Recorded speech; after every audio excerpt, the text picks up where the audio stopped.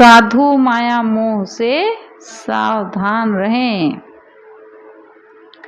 चाहे भक्ति हो या वैराग्य, उसमें लगकर जीवन पर्यंत एक रस चलने में विशेषता है। कुछ लोग भक्ति पथ में लगते हैं किंतु पीछे शिथिल हो जाते हैं, यहाँ तक कि कुछ लोग उल्टे भी हो जाते हैं।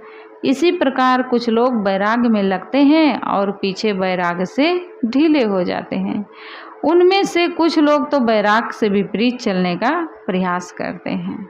साहब कहते हैं, सो भूले मन जग के फेर कहाँ।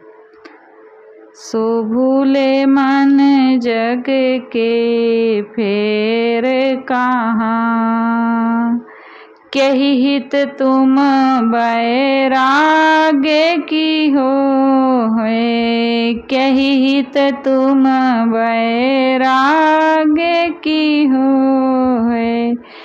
कही के चक्कर जाओ यहाँ। सो भूले मन जग के फेर कहाँ। पूरा साधु को इसमें सावधान कर रहे हैं साहब। सबके फंदे मानी फंस्यो तुम। सबके फंदे मानी फंस्यो तुम। तन धन नारी के फेर बहा। सो भूले मन जग के फेर कहाँ। प्रेमी मानो द्वेषी मानो। प्रेमी मानो द्वेषी मानो। काज भूली भव सिंधु लहा। सो भूले मन जग के फेर कहाँ। हानि लाभ में नहीं कोई साझी। हानि लाभ में नहीं कोई साझी। निज निज मन के फेर रहा। सो भूले मन जग के फेर कहाँ। तुम ही यहाँ मकसद में ठहरे। तुम ही यहाँ मकसद में ठहरे। जो समझो करी ध्यान महा। सो भूले मन जग के फेर कहाँ। सो भूले मन जग के फेर कहाँ। मन के भुलावे में पड़कर तुम जगत के चक्कर में कहाँ बहे जा रहे हो। फेर यानी चक्कर। तुम मन के भुलावे में पड़कर तुम जगत के चक्कर में कहाँ बहे जा रहे हो। ध्यान दो, क्या हित तुम वैराग्य किए हो। किस लिए वैराग्य का बाना पहने हो। साहब पूछ रहे हैं कि तुम मन के चक्कर में इधर उधर घूम रहे हो, लगा रहे हो, दौड़ रहा है तुम्हारा मन। जरा याद करो कि तुम किस लिए वैराग्य का बाना पहने थे। क्या हित तुम वैराग्य किए हो। तुम किस लिए वैराग्य का बाना पहने थे। अब कह के चक्कर जाओ कहाँ। अब तुम किस माया मोह के चक्कर में पड़ गए हो, इस पर थोड़ा विचार करो। तुम संसारी वत नाना अहंता ममता करके उनके समान बंधनों में फंस गए हो। कहीं शरीर सुख के लिए बिक रहे हो, कहीं धन के चक्कर में दम पाखंड कर रहे हो, और कहीं तो स्त्री के चक्कर में पड़कर अपने विवेक वैराग को भी नष्ट कर दिए हो। सबके फंदे मान फंसे तुम। अनेक जगह में तुम अपना मान करके, अहंता ममता करके अनेक बंधनों में फंसे हो। कहीं शरीर के सुख में बिक रहे हो, कहीं धन के चक्कर में अनेक प्रकार के दंभ पाखंड कर रहे हो, और कहीं तो तुम तन धन नारी के फेर बहा। कहीं तो तुम स्त्री के चक्कर में पड़कर अपने विवेक वैराग्य को भी नष्ट कर दिए हो। अब तुम किसी को अपना प्रेमी मानते हो, प्रेमी मानो, द्वेषी मानो। किसी को अपना प्रेमी मान रहे हो, किसी को अपना द्वेषी मान रहे हो, किसी को शत्रु मान रहे हो, किसी को मित्र मान रहे हो। साहब कह रहे हैं प्रेमी मानो, द्वेषी मानो, काज भूल भय सिंधु लहा।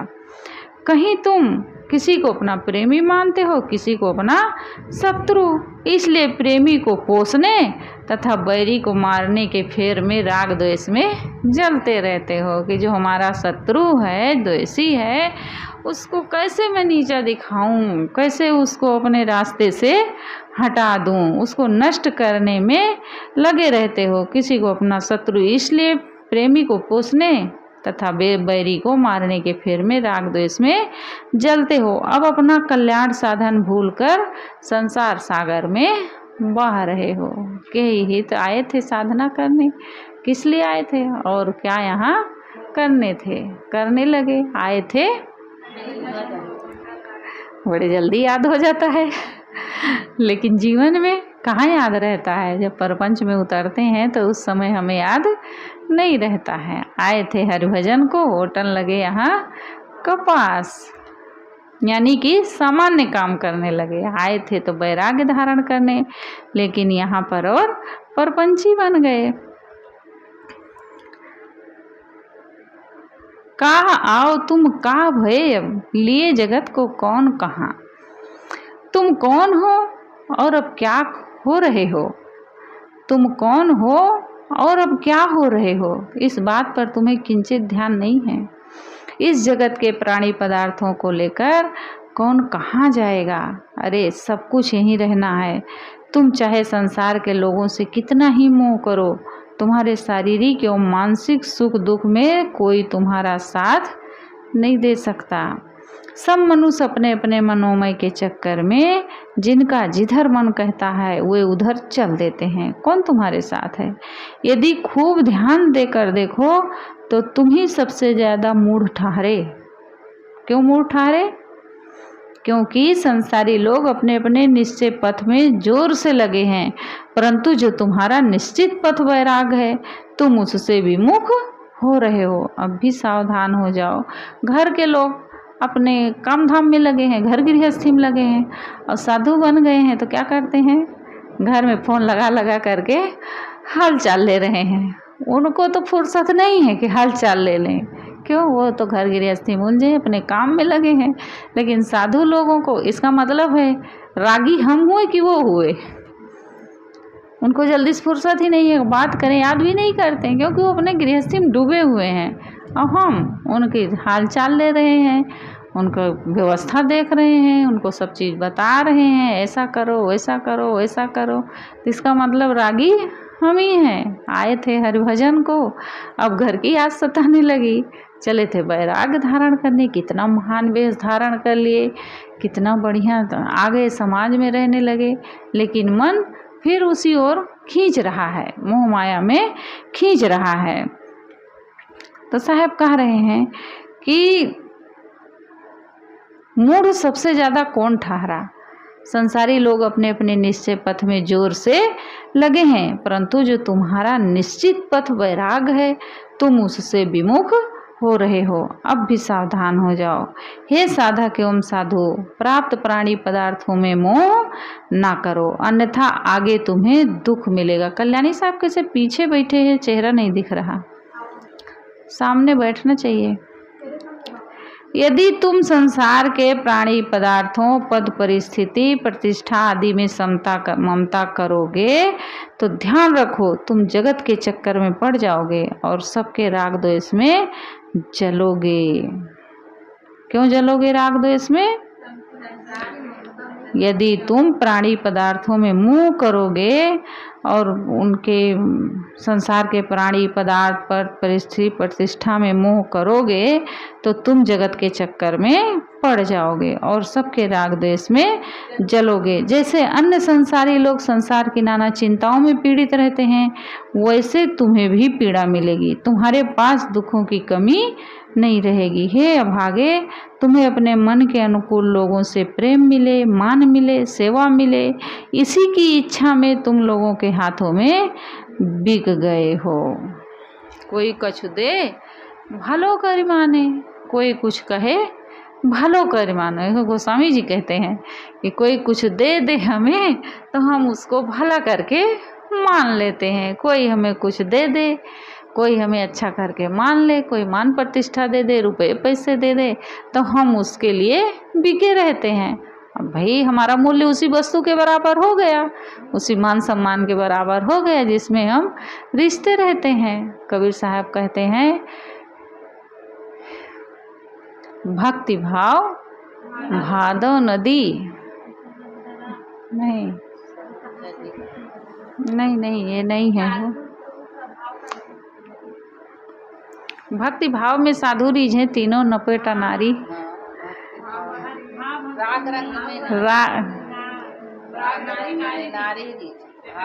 चटक मटक में दुनिया रिझे, चटक मटक में दुनिया रीझ है, और राग रंग में नारी, भाव भक्ति में साधु रीझ है, तीनों निपट नारी। अगर भाव भक्ति में हम रीझ गए, कोई हमारी भक्ति खूब किया, खूब पूजा कर दिया, खूब अच्छा अच्छा बना खिला दिया, सेवा कर दिया, कपड़े धो दिया, मान सम्मान दे दिया, पूजा प्रतिष्ठा कर दिया, हार पहना दिया बढ़िया से, तब हम उसके लिए एकदम गुलगुला हो जाते हैं खुश हो करके कि हमें इतना दिए। फिर तो उन्हीं की याद होती रहती है, बहुत अच्छे हैं, बहुत हमें माने जाने, बहुत दिए। साहब कहते हैं हम इसके लिए बिके रहते हैं। कोई हमें अगर कुछ दे देता है, चाहे वो मान सम्मान हो, चाहे रुपए पैसे हों, हम उसके लिए बिके रहते हैं।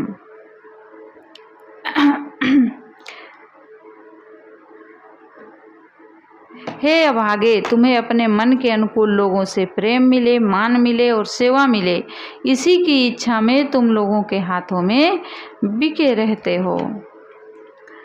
अब उन्हें बड़े हर्ष से अपना मानकर उनमें ममता करते हो, परंतु ध्यान रहे वो सब अपने अपने स्वार्थ के दांव में हैं। कई लोग भक्तों के यहाँ जाते हैं, भगत लोग इतना देते हैं, इतना मान सम्मान देते हैं कि उसी में बाबा जी खुश हो जाते हैं। लेकिन अब वो भावुकता है उनके पास, भक्तों के पास भावुकता होती है, भावुक हो जाते हैं। लेकिन अब उसी में अगर हम भी भावुक हो गए तो फिर हम में और भगत में फिर क्या अंतर रह गया? हम भी उन्हीं के बराबर हो गए अगर हम उनके भाव भक्ति में रीझे हैं तो।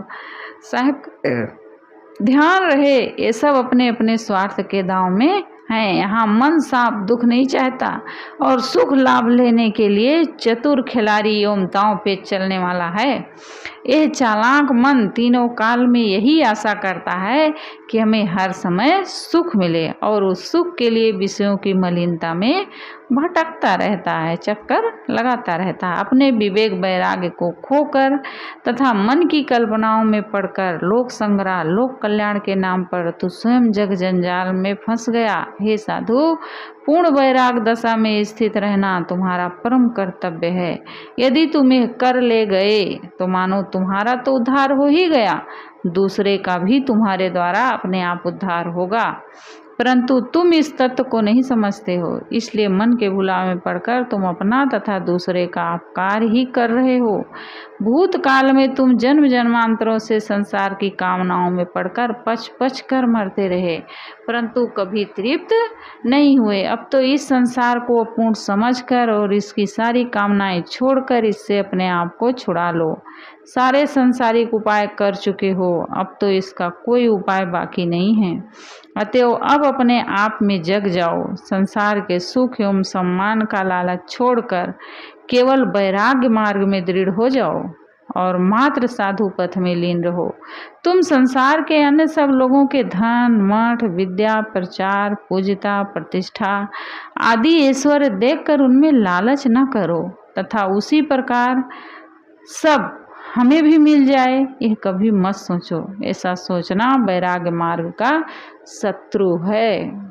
किसी को कुछ मिल रहा है, बहुत पूजा प्रतिष्ठा हो रही, बहुत धन मिल रहा है, बहुत सब कुछ उसकी प्रसिद्धि बढ़ गई है, तो उसको देख करके हमारे मन में ये नहीं होना चाहिए कि हमें भी ऐसे मिले और हम उसके लिए उछल कूद करें। हमारे पास बहुत है, जितना मिला है हमारा भी जीवन गुजर हो रहा है। ज़रूरत किसकी है? वैराग की। जितना वैराग बढ़ता जाएगा वो सब चीज़ें अपने आप आती जाएंगी, उनको फिर बुलाना नहीं पड़ेगा, हमें खोजना नहीं पड़ेगा, हमें उनके लिए चाहना नहीं, वही चाहना ही छोड़ना है, चाहना ही छोड़ देना है। बस सब कुछ मिला मिलाया है, सब मिल जाएगा, लेकिन हम वो चाहना नहीं छोड़ पाते हैं। यही कारण है कि हम दीनहीन बने रहते हैं। साहब कहते हैं कि कभी मत सोचो, ऐसा सोचना भी वैराग मार्ग का शत्रु है। तुम ध्यान देकर नित्य उसी साधना में लगो जिससे तुम्हारे मन के सारे राग द्वेष जनित दाग छूट जाएं और तुम शुद्ध निर्मल एवं कल्याण रूप हो जाओ। तुम्हारे कल्याण कार्य की पूर्ण सफलता तभी मानी जाएगी जब तुम्हारी मानसिक गुलामी की जंजीर टूट जाएगी। सद्गुरु ने स्वरूप ज्ञान का अक्षय कोष दिया है, उसकी रक्षा करो और असंतोष रूपी दरिद्रता के काग को खदेड़ दो। हे सौभाग्यशाली बादशाह, कुत्ते के समान संसार की कामनाओं में मत भटको। जैसे कुत्ता है, इस दरवाजे से उस दरवाजे, उस दरवाजे से उस दरवाजे दौड़ता रहता है, भटकता रहता है दिन भर, ऐसे हमारा जो मन है ना, ये भी वैसे दौड़ता रहता है, यहाँ वहाँ, ये मिल जाए, वो मिल जाए, वो मिल जाए। साहब कह रहे हैं कि तुम सौभाग्यशाली हो, बादशाह हो, तुम्हें भटकने की ज़रूरत नहीं है। तो इस चैप्टर में साहब साधुओं को सावधान कर रहे हैं, जो वैराग्य का वेश लिए हैं, भेष पहने हुए हैं, उनको सावधान कर रहे हैं कि सो भूले मन जग के फेर कहाँ। हे मन, तुम भुलावे में पड़ करके इस संसार नगर में कहाँ तुम चक्कर काट रहे हो, कहाँ बह रहे हो? के ही तो तुम वैराग किए थे, तुम किस कारण से वैराग लिए थे? वो दिन आज तुम्हें याद है कि नहीं याद है जब वैराग धारण किए थे? किस लिए वैराग धारण किए थे? जाएंगे, संत गुरुजनों की संगत में रहेंगे, वहाँ सेवा करेंगे, पवित्र जीवन जिएंगे, साधना करेंगे, अपना कल्याण करेंगे, अपने मन को निर्मल बनाएंगे। लेकिन यहाँ पर आकर के क्या करने लगे? आज वो दिन याद है कि नहीं याद है? वो दिन हमें हर समय याद होना चाहिए। जो पवित्र भावना लेकर के हम घर छोड़े थे, साधना मार्ग को अपनाए थे, वो दिन हमें कभी नहीं भूलना चाहिए।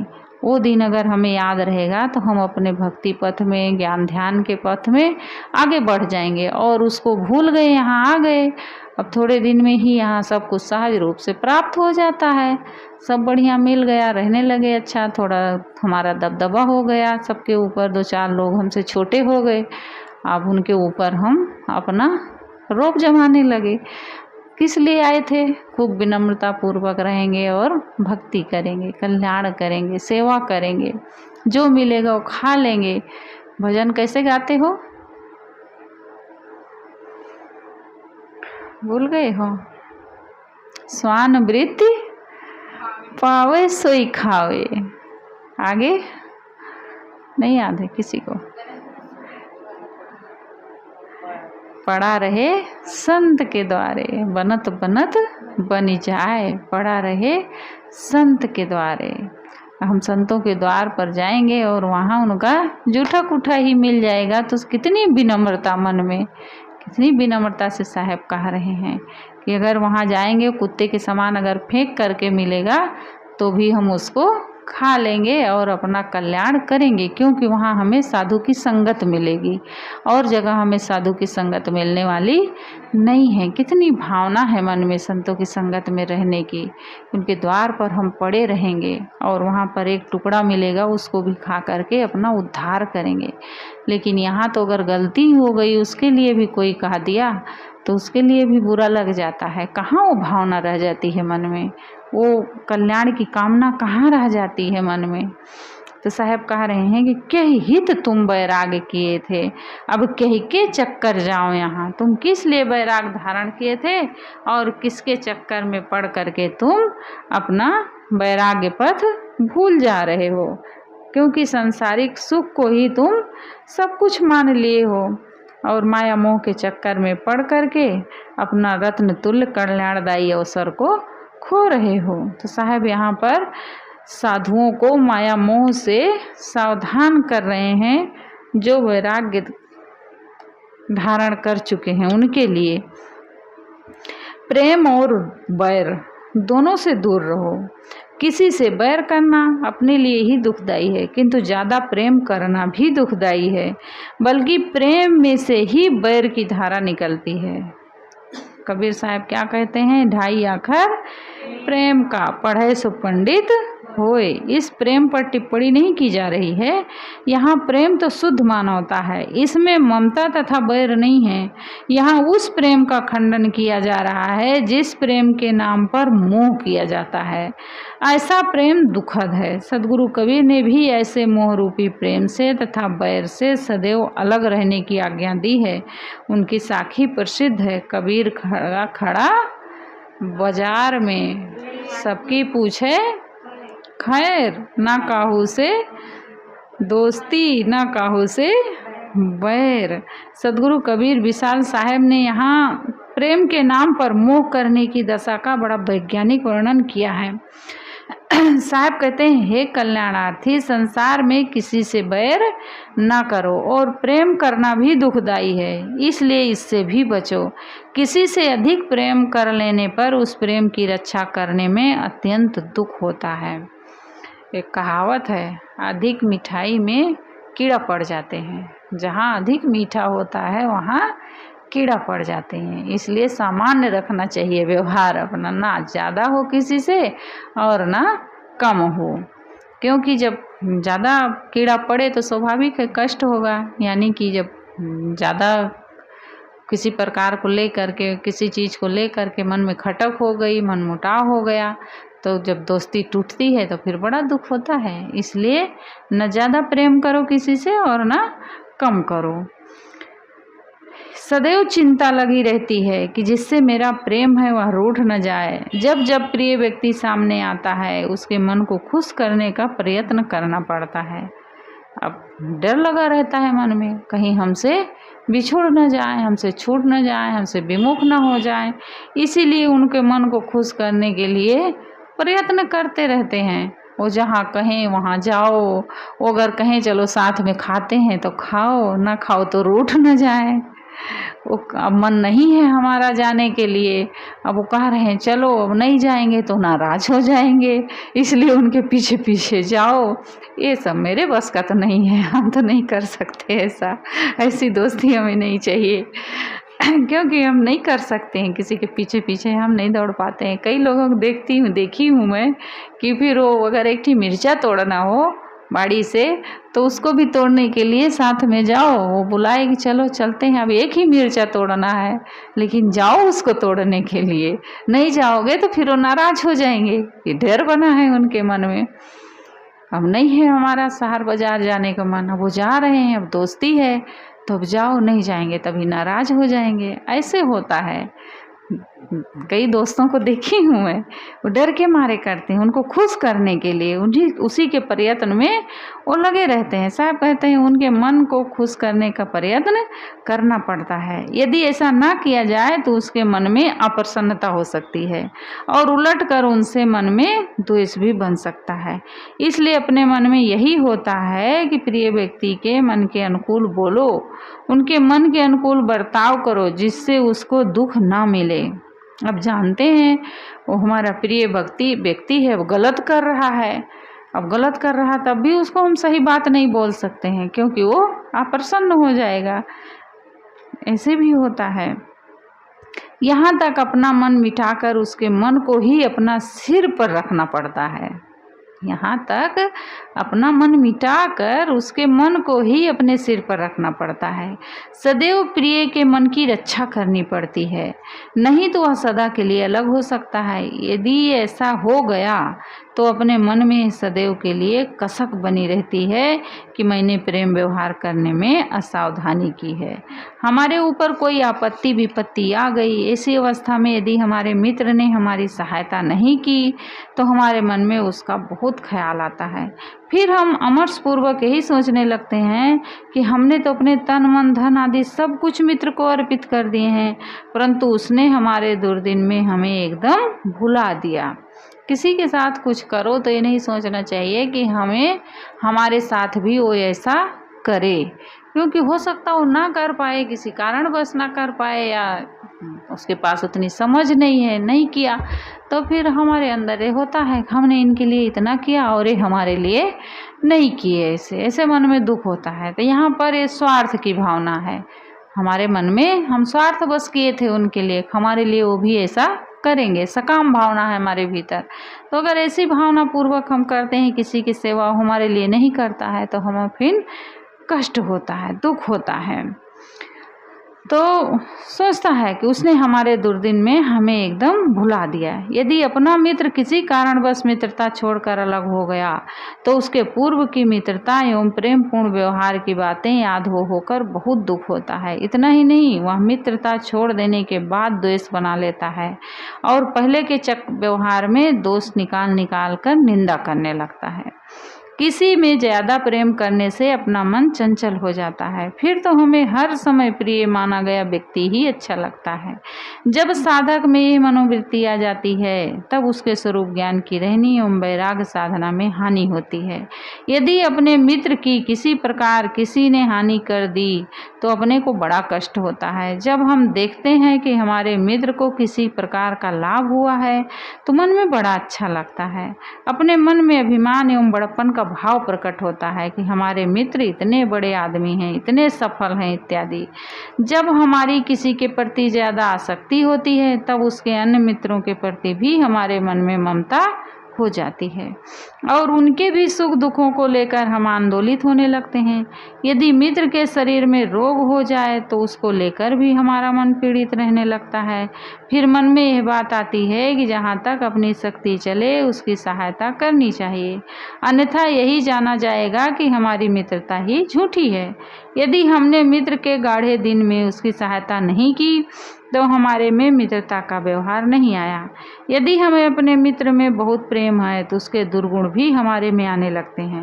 यदि मित्र चोरी, व्यभिचार, जुआ, शराब, अन्य नशा, गाली गलौज या अन्य दुर्गुणों दुर्व्यसनों में डूबा है तो हम भी धीरे धीरे उनमें डूबने लगते हैं।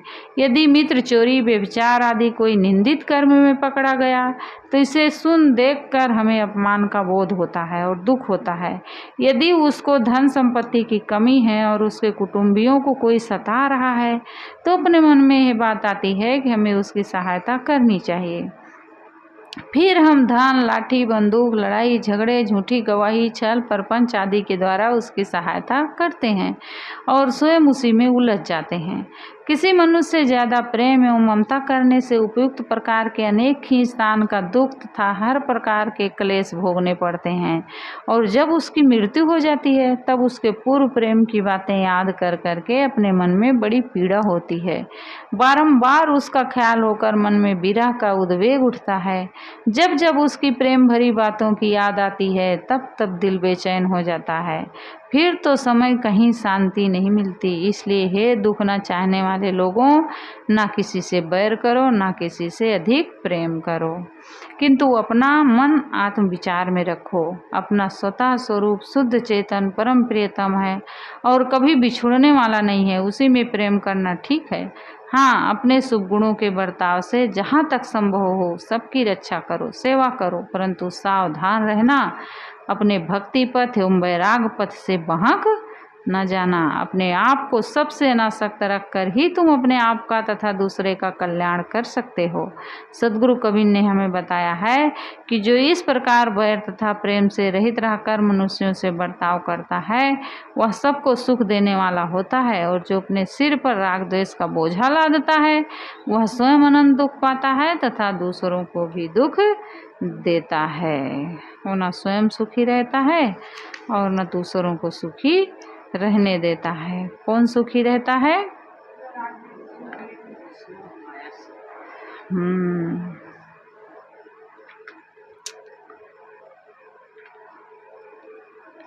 जो सब तरफ से अपने आप को अनासक्त रखता है वही स्वयं का भी कल्याण कर पाता है और दूसरे का भी कल्याण कर सकता है। बोलिए सद्गुरुदेव की जय। बंदों सन्मुख पारखी, शीस भेंट धरिया, वचन उचारो बंदगी, सत्य प्रेम के साथ साहे बंदगी, साहे बंदगी।